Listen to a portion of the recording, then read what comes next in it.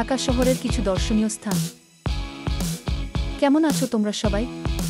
আজ আমরা ঘুরে দেখব আমাদের প্রাণের শহর ঢাকাকে। ঢাকা শুধু একটি শহর নয়, এটি আমাদের ইতিহাস, সংস্কৃতি আর ঐতিহ্যের ধার। চলো ঢাকার কিছু সুন্দর জায়গা ঘুরে আসি।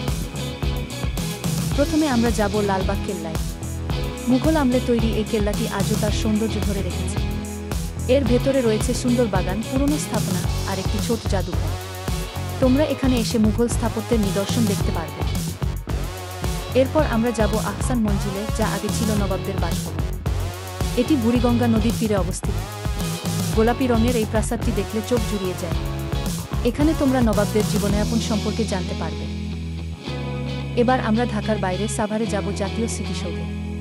এটি আমাদের মহান স্বাধীনতা যুদ্ধের শহীদদের স্মরণে তৈরি করা হয়েছে। এখানে এসে তোমরা শহীদদের প্রতি শ্রদ্ধা জানাতে পারবে এবং আমাদের মুক্তিযুদ্ধের ইতিহাস জানতে পারবে। আমরা ঘুরে দেখব জাতীয় সংসদ ভবন। এটি আধুনিক স্থাপত্যের এক উজ্জ্বল উদাহরণ। এর নকশা করেছেন বিখ্যাত স্থপতি লুই কান। সংসদ ভবনের চারপাশে সবুজ ঘাস আর জলের খেলা দেখলে মন ভরে যায়।